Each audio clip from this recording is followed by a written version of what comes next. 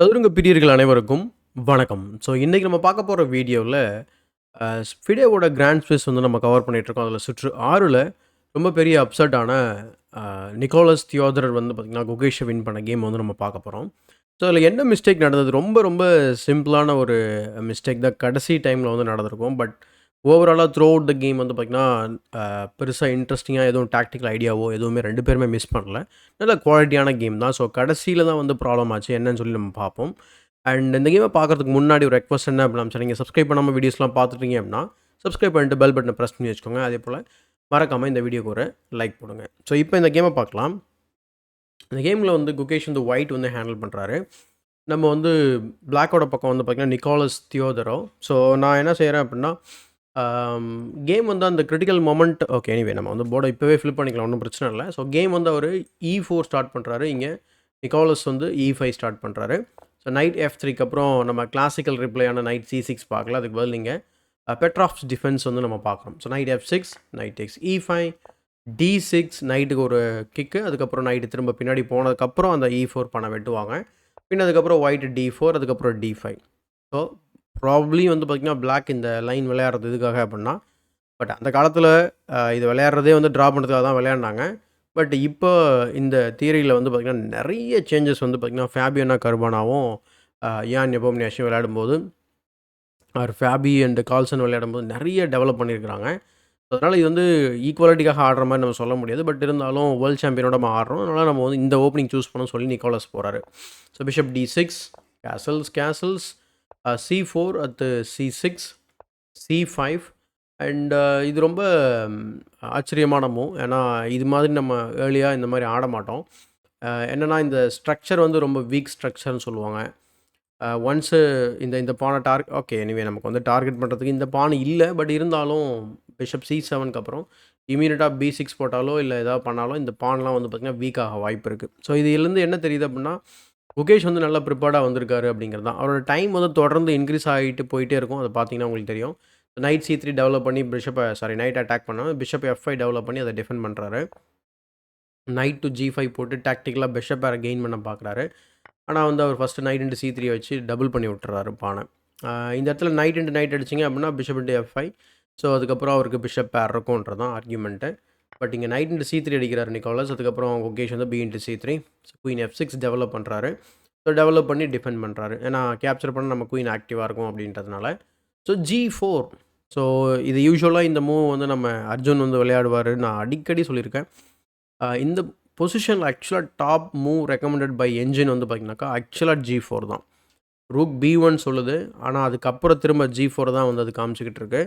So அதனால G4 வந்து பார்த்தீங்கன்னா, ப்ரிபேர்டு மூவ்ன்னு சொல்லலாம். ஸோ பிஷப் இன்டு D3 இந்த இடத்துல இந்த G4க்கு தான் அவர் ரொம்ப டைம் எடுத்திருக்காரு ஆக்சுவலா. ஸோ கிட்டத்தட்ட ஒரு 20 மினிட்ஸ் கிட்ட யோசனை பண்ணியிருக்காரு G4 ஆடுறதுக்கு. பின்ன அதுக்கப்புறம் பிஷப் வந்து ட்ரேட் பண்றாங்க. குயின் டெவலப் ஆகுது. பின்ன அதுக்கப்புறம் குயின் G6 போட்டு ட்ரேட் பண்ணலாமான்னு சொல்லி கேட்குறாரு. குயின் இன்டு G6க்கு அப்புறம் H இன்டு G6 விளையாடுனதுக்கப்புறம் இந்த நைட் ஆக்சுவலா ரொம்ப ஸ்ட்ராங்கா இந்த கீ ஸ்கொயர்ஸ கண்ட்ரோல் பண்ணிட்டு இருக்கு. அதனால சில வேளைகள்ல பேக் ரேங்க் இஷ்யூஸ் வரலாம். ரூக் E1 பின்ன அதுக்கப்புறம் நைட் A6 ரூக் E1ஓட த்ரெட் என்ன அப்படின்னா, உள்ள இன்ஃபில்ட்ரேட் ஆயிட்டு பிஷப்ப வந்து பார்த்தீங்கன்னா, ஸ்கீவர் பண்ணி பான வின் பண்ண வாய்ப்பு இருக்கும். ஸோ அதனால night A6 rook B1 threatening B7 அதனால B6 ஏன்னா பிஷப் இருக்கிற வரைக்கும் நமக்கு அந்த B6 ஸ்கொயர பத்தி கவலைப்பட தேவையில்ல. ஸோ ட்வைஸ் கவர் ஆயிருக்கு. ஸோ ரூக் B3 ஐடியா வந்து பார்த்தீங்கன்னா, அன்டிஃபெண்டா இருக்கக்கூடிய நைட்ட வந்து சேஸ் பண்ணி அட்டாக் பண்றது. ஏன்னா, இந்த பொசிஷன்ல வந்து நம்ம நைட் அட்டாக் பண்ற மாரி ஒரு மூவ் வச்சோம் அப்படின்னா, ஆக்வர்டான பொசிஷன் போற மாரி இருக்கும் நைட்டு. ஸோ அந்த காரணத்தினால அவர் அந்த மாரி ட்ரை பண்றாரு. ஸோ ஃபர்ஸ்ட்டு ரூக்க வந்து சேலஞ்ச் பண்றாரு. ரூக் அன்டிஃபெண்டா இருக்கு. ஸோ ரூக்க வந்து ட்ரேட் பண்ண உடனே ரூக் இன்டு ரூக்கு. பின்ன அதுக்கப்புறம் ரூக் A3 போயிட்டு நைட்ட சேலஞ்ச் பண்றாரு. ஸோ ஃபர்ஸ்ட்டு இந்த நைட்ட வந்து ரியாக்ட் பண்றதுக்கு முன்னாடி நம்ம வந்து ரூக்க வந்து பார்த்தீங்கன்னா, செக் குடுத்து ஆக்டிவேட் பண்ணணும்னு சொல்லிட்டு பண்றாரு. ஏன்னா, அது இல்லாம இது வந்து ஒரு கவுண்டர் அட்டாக்கும் கூட. என்னோட நைட்ட நீங்க வெட்டிக்கோங்க, நான் உங்க பிஷப்ப வெட்டிக்கிறேன் அப்படின்னு சொல்லிட்டு. ஸோ வெட்டினதுக்கப்புறம் இதுதான் வந்து ஆல்மோஸ்ட் வந்து பார்த்தீங்கன்னா, நம்ம வந்து ஒரு சிம்பிளான ஒரு எண்ட் கேம்ல இருக்கும். So rook and minor piece அதாவது bishop and versus knight and நெறைய பான்ஸ் இருக்கு போர்ட்ல. ஸோ ரூக் இன்டு A6க்கு அப்புறம் அவர் வந்து என்ன பண்றாருன்னா, பிஷப் டூ D8 வந்து போட்டு அன்டிஃபெண்டா இருக்கக்கூடிய நைட் அட்டாக் பண்றாரு. அண்ட் இந்த பொசிஷன்ல நிக்கோலஸ் வந்து ரூக் இன்டு C3 போட்டிருந்தாரு அப்படின்னா, then rook A7 is completely winning. ஏன்னா, உங்க பிஷப் வந்து பார்த்தீங்கன்னா, பெருசா எஸ்கேப் ஸ்கொயர் கிடையாது. சப்போஸ் நம்ம இங்க போனோம் அப்படின்னு சொன்னா, தென் பேக் ரேங்க் மேட் இருக்கு. ஸோ கீழ போனீங்க அப்படின்னா, உங்களுக்கு பீஸ் லாஸ் ஆகும். ஸோ எப்படி லாஸ் ஆகும்னா, rook A8 again pinning down the bishop அது மட்டும் இல்லாமல் உங்களுக்கு செக்மேட்டிங் ஐடியா இருக்குது, அதனால் நீங்கள் கிங்கை மூவ் பண்ணியே ஆகணும். அதனால் உங்களுக்கு ஒரு பீஸ் ட்ராப் ஆகும். ஸோ இந்த டாக்டிக்ஸ் வந்து ஆக்சுவலாக நிறைய தடவை வந்துக்கிட்டே இருக்கும், பேக் ரேங்க் இஷ்யூ வந்துக்கிட்டே இருக்கும் இந்த நைட் இங்கே இருக்கிறதுனால.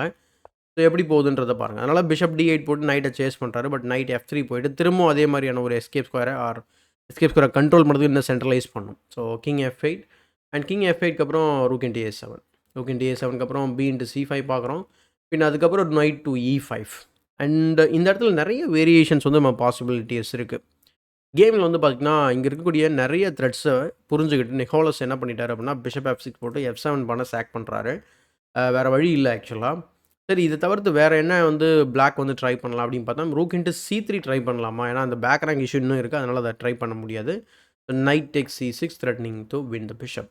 கிங் நீங்கள் விளையாண்டிங்க அப்படின்னா தென் ரூக் A8. இதே இந்த பொசிஷனில் இன்னொரு வேரியேஷன் பாசிபிள். இன்னொன்று என்னென்னா ரூக் இன்ட்டு C3க்கு பதில் C takes D4 விளையாடலாம். இதுதான் வந்து என்ஜினோட டாப் ரெக்கமெண்டட் மூவ். இதுக்கான டிஃப்ரென்ஸ் என்ன? இப்பயுமே நைட் இன்ட்டு C6 வந்தால் பிஷப் லாஸ் தானே ஆகும், கரெக்டு.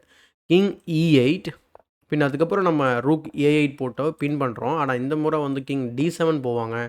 நீங்கள் பீஸை தாராளமாக வின் பண்ணலாம். ஆனால் ப்ராப்ளம் என்ன அப்படின்னா D takes C3க்கு அப்புறம் கனெக்டடாக வந்து பார்த்திங்கன்னா D and C pawn வந்து இருக்கும். இதுதான் அவரோட காம்பன்சேஷன். இன்ஃபேக்ட் கேமில் இதே தான் நடக்கும், வேறு மாதிரி. Bishop F6, rook into F7 செக்கு. பின் அதுக்கப்புறம் கிங் மூவ் பண்ணதுக்கப்புறம் ரூக் A7 போகிறாரு. திரும்பவும் வந்து பார்த்திங்கன்னா இந்த பானை வின் பண்ணுறதுக்கான ஒரு இது. So rook into C3, rook into C3 இந்த இடத்துல பிஷப் டேக்ஸ் E5 இமீடியட்டாக ஆடலாம். ஸோ இந்த மாதிரி ஆடும்போது D4 creating the passed pawn, C takes D4. So same thing தான் ஆல்மோஸ்ட். பட் ஒயிட்டோட ரூக் வந்து பார்த்திங்கன்னா கட் ஆஃப் பண்ணியிருக்கு. ஸோ கிங்குமே வந்து பார்த்திங்கன்னா கேமுக்குள்ளே வேகமாக வர வாய்ப்பு இருக்குது. ஸோ ரூக் இன்ட்டு C3 அடிக்கிறாரு. அதுக்கப்புறம் ரூக் A8 செக்கு. பின் அதுக்கப்புறம் கிங் E7, கிங் E7க்கு அப்புறம் நைட் இன்ட்டு C6 செக்கோட வருது. கிங் D7 போய்ட்டு திரும்ப நைட் அட்டாக் பண்ண உடனே நைட் E5 செக் கொடுக்குறாரு. இப்போ அந்த பிஷப் வந்து வெட்டிடுது. வெட்டினதுக்கப்புறம் நம்ம முன்னாடி ஒரு 4-5 மூவுக்கு முன்னாடி பார்த்தா அதே மாதிரியான ஒரு சிக்கல் தான். கனெக்டடாக 2 பாஸ் பான் வந்து பார்த்திங்கன்னா D and C5ல வந்து பிளாக்குக்கு இருக்குது.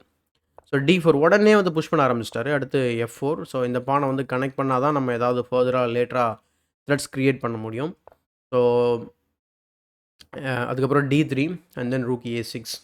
அண்ட் இந்த பொசிஷனில் வந்து ஈவன் F5 கூட கவுண்டர் அட்டாக் சொல்லுது. ஏன்னா D2 தென் அதுக்கப்புறம் E6 செக்கு, கிங் E7, பின் அதுக்கப்புறம் ரூக் A7 செக்கு. இதெல்லாம் நம்ம ரிப்பீட் பண்ண வாய்ப்பு இருக்குது. சப்போஸ் நீங்கள் உள்ளே போனீங்கன்னா கூட நம்ம என்ன பண்ண முடியும், செக்கு கொடுக்க முடியும். நீங்கள் இன்னும் ஃபர்தராக உள்ளே போக முடியாது. ஸோ யூ ஹேவ் டு என்ன சொல்கிறது, பின்னாடி வர முடியாது, உள்ளே தான் போய் ஆகணும். பின் அதுக்கப்புறம் நம்ம ரூக்கை வந்து D7ல் வச்சு கவர் பண்ணிவிட்டு நம்மளும் வந்து ஃபர்தராக வந்து த்ரெட்ஸை க்ரியேட் பண்ணலாம். இது ஒரு ஆப்ஷன். கேமில் இருக்கிறது விளையாடுனதும் ஒரு ஆப்ஷன் ரூக் A6. ரூக் A6ஓட ஐடியா ஜஸ்ட் ரூக் D6 போயிட்டு குயினிங் ஸ்கொயரை வந்து கார்ட் பண்ண போகிறாரு. ஸோ C4 போட்டு ஃபஸ்ட்டு இந்த பானை வந்து கனெக்ட் பண்ணிவிடுவோம். அப்புறம் நம்ம செக்கு கொடுத்து இந்த பானை அட்வான்ஸ் பண்ணிக்கலாம். அதுக்கப்புறம் திரும்ப இந்த பானை போட்டு இந்த பானை கார்ட் பண்ணிட்டு அதுக்கப்புறம் திரும்ப மூவ் பண்ணிவிட்டு இதுதான் ஆக்சுவலாக பிளான் இல்லைங்களா? ரொம்ப சிம்பிளான பிளானு. ஸோ இதை எப்படி ஸ்டாப் பண்ண முடியும் அப்படின்னு பார்த்தோம்னா இங்கே ஆக்சுவலாக குகேஷ் வந்து பார்த்திங்கன்னா இந்த பொசிஷனில் பிளண்டர் பண்ணுறாரு. ஸோ இதான் வந்து first and last mistake of the game சொல்லலாம். ஏன்னா அது ஒரே மிஸ்டேக் தான். இந்த இடத்துல கேம் ஈக்குவலைஸ் பண்ணுறதுக்கு அல்லது இந்த பாஸ் பானை இந்த சொன்ன பிளானை ஸ்டாப் பண்ண குறுக்க வர்றது யார் அப்படின்னா இந்த கிங். சப்போஸ் அவர் இந்த பொசிஷனில் கிங் F2 ஆடி இருந்தார் அப்படின்னா இந்த கேம் வந்து அவர் தோல்வி அடைஞ்சதுக்கு வாய்ப்பு ரொம்ப கம்மி. ஸோ கண்டிப்பாக ஃபிகர் அவுட் பண்ணியிருப்பார். லெட்ஸே இப்போ நம்ம ரூக் C1 போடுறோன்னு வச்சுக்கோங்களேன், கிங் E3 இமீடியட்டாக வந்துடும். There is no D2. நீங்கள் இந்த பானை புஷ் பண்ணிங்கன்னா இந்த பானை வந்து ட்ராப் ஆகிடும். சரி, நம்ம ஏன் ரூக்கை மூவ் பண்ணணும், செக்கு கொடுப்போம். செக்கு கொடுத்ததுக்கப்புறம் அப்படி வருவாங்க, அதுக்கப்புறம் நம்ம வந்து பானை புஷ் பண்ணலாம் அப்படின்னு பார்த்தோம்னா இந்த பொசிஷனில் ரூக் D6 செக்கு ரொம்ப ஸ்ட்ராங்கான மூவாக இருக்குது. ஏன்னா கிங்கை மூவ் பண்ண உடனே நம்ம இந்த பானை வந்து வெட்டவும் முடியும். ஸோ இந்த பொசிஷன் வந்து வின்னிங் ஃபார் ஒயிட். ஸோ இந்த காரணத்தினால இந்த இடத்துல கிங் F2 வந்து பார்த்திங்கன்னா ஒரு key move to stop the pawn. But ஆனால் என்ன ஆச்சு அப்படின்னா கேமில் ரூக் A7 செக்கு கொடுத்ததுனால அந்த வாய்ப்பை வந்து அவர் இழக்கிறாரு. ஏன் இழக்கிறாரு அப்படின்னு பார்க்கும்போது இந்த பொசிஷனில் திரும்ப நம்ம இங்கேயே வந்துடலாமே செக்கு கொடுத்து அப்படின்னு பார்க்கும்போது கிங் ஆனால் வந்து செக்கு கொடுத்து நம்ம ரூக் இங்கே வர முடியும். ஆனால் கிங் இன்னும் G2ல தான் இருக்குது. ஸோ இம்பார்ட்டண்டான ஒரு வேல்யூபிளான ஒரு டெம்போ வந்து அங்கே மிஸ் ஆகிடுது. ஸோ இங்கே வந்து அவருக்கு டைம் கம்மியாக இருக்கிறதுனால சில ரிப்பீட்டேஷன் நடக்குது. செகண்ட் டைம் ரிப்பீட் பண்ணிவிட்டு தேர்ட் டைம் வந்து பார்த்திங்கன்னா D8 போயிடுறாரு. அதுக்கப்புறம் ஆக்சுவலாக இந்த இடத்துல வந்து குகேஷ் வந்து ட்ரா வேறு கிளைம் பண்ணியிருக்காரு. பட் ஆனால் அது ட்ரா கிடையாதுன்னு சொல்லியிருக்காங்க. ஏன்னா டைம் ப்ரெஷரில் மிஸ் பண்ண வாய்ப்பு இருக்கும். ஸோ அதனால் கிளைம் பண்ணார். பட் அவருக்கு 2 மினிட்ஸ் ஆட் பண்ண செஞ்சாங்கன்னு சொல்லி ரிப்போர்ட்டில் பார்த்தோம். ஸோ கிங் D7, அதுக்கப்புறம் rook A7 check, king D8, பின் அதுக்கப்புறம் rook A8 check, and then third time again rook C king C7. So 2 தடவை ஸ்கொயரில் ரிப்பீட் பண்ணிட்டு தேர்ட் டைம் நியூ ஸ்கொயர் அதே போல் திரும்ப பண்ணிட்டாரு. ஸோ கிங் C7க்கு அப்புறம் ரூக் A7 செக்கு, கிங் C6, பின் அதுக்கப்புறம் rook A6 செக்கு, king C5க்கு அப்புறம் rook D6 போடுறாரு. ஆனால் இந்த பொசிஷனில் இந்த இடத்துல ஸ்டாப் பண்ண முடியாது. அண்ட் ரூக் D6 அதுக்கப்புறம் ரூக் C2 செக்கு. ப்ராப்ளம் என்னென்னு பாருங்கள், நான் சொன்ன அந்த பேட்டர்ன் படி ஒரு ஈஸியாக ப்ரொமோட் பண்ண முடியும். ஸோ இங்கே வந்து பார்த்திங்கன்னா பானை புஷ் பண்ணிடுறாரு. புஷ் பண்ணதுக்கப்புறம் அவர் ரூக் D8 போடுறாரு. பின் அதுக்கப்புறம் pawn to C3, E6 and then rook C1 and here Gukesh resigns. And இங்கே இந்த பொசிஷனில் கிங் F3க்கு அப்புறம் D2 போட்டாங்க இல்லையா? ஸோ அப்போ வந்து நம்ம கிங்கை பக்கத்தில் கொண்டு போக முடியுமான்னு பார்த்தோம்னா C3 போட்டு பானை காட் பண்ணிப்பார். இமீடியட்டாக ஒரு பேக் ரேங்க் போக வேண்டிய அவசியம் இல்லை. சரி, இப்போ நீங்கள் என்ன மூவ் பண்ணீங்க? பானை புஷ் பண்ண முடியாது, நம்ம த்ரெட்ஸ் கிரியேட் பண்ணலாம் பார்த்தோம். சரி, ஓகே, ரூக்கை வச்சு வெயிட்டிங் மூவ் விளையாடலான்னு பார்த்தோம்னா then rook C1 if you can push the pawn அப்படின்னு நினச்சிங்கன்னா then rook E1 check. And in fact இந்த பொசிஷனில் வந்து நம்ம லெட்ஸே நீங்கள் கிங் இங்கே போனீங்கன்னா நம்ம ப்ரொமோட் பண்ணிவிடுவோம். ஸோ அதனால் வாய்ப்பு இல்லை. ஸோ இந்த பக்கம் தான் போய் ஆகணும். போகும்போது இந்த பானை கூட வெட்டிட்டு பொறுமையாக கூட நம்ம இந்த பானை வந்து ப்ரொமோட் பண்ணலாம். ஸோ அதுவுமே ஸ்டாப் பண்ண முடியாது இன்கேஸ் இந்த டவுட் இருந்ததுனாக்கா உங்களுக்கு. ஸோ ரூக் டு D8 போனதுக்கப்புறம் C3, E6 and then rook C1க்கு அப்புறம் குகேஷ் வந்து ரிசைன் பண்ணுறாரு. ஏன் ரிசைன் பண்ணணும்? வேறு ஏதாவது வாய்ப்பு இருக்குமா? நம்ம வந்து ஏன் கிங்கை இங்கே கொண்டு போகக்கூடாது அப்படின்னு சொல்லி பார்த்தோம்னா same plan. Rook E1 check, போனால் promotion. So you go there and I promote the pawn. Suppose இது ஆக்சுவலாக செக்கோடே வருது, வேணும்னா திரும்பவும் நம்ம இந்த பானை வெட்டுறதுனாலும் வெட்டலாம். ஸோ அந்த அளவுக்கு ஹெல்ப்லெஸ் பொசிஷன் இது. ஸோ யா, வேர்ல்ட் சாம்பியனை வந்து பார்த்திங்கன்னா நிக்கோலஸ் தியோதர் வந்து பார்த்திங்கன்னா ரிசைன் பண்ண வச்சுருக்காரு. இன்ஃபேக்ட் ஓப்பனிங்கில் சர்ப்ரைஸ் பண்ணாலும் நல்ல ஒரு சான்ஸ் கிடச்சிருந்தது. நல்ல த்ரெட்ஸ் இருந்தது மிடில் கேமில். பட் இந்த ஒரு கிங் F2 மூவ் மிஸ் பண்ணதுனால வேர்ல்ட் சாம்பியன் குகேஷ் 2வது முறை வந்து பார்த்திங்கன்னா தொடர்ந்து தோல்வியை சந்திச்சிருக்காரு. நான் சொல்லியிருந்தேன் இந்த மாதிரி பிரேக்குக்கு அப்புறம் 7th ரவுண்டில் இருந்து அவர் எப்படி விளையாட போகிறாருன்னு பார்க்கறது ரொம்ப சுவாரஸ்யமாக இருக்கும்.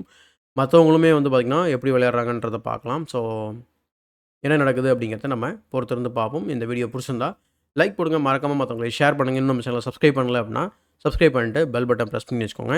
இதே போல் ஒரு பயனுள்ள வீடியோவுடன் உங்களை சந்திக்கும் வரை உங்களிடம் இந்த விடைபெறுவது உங்கள் சதுரங்க சாணக்கியன்.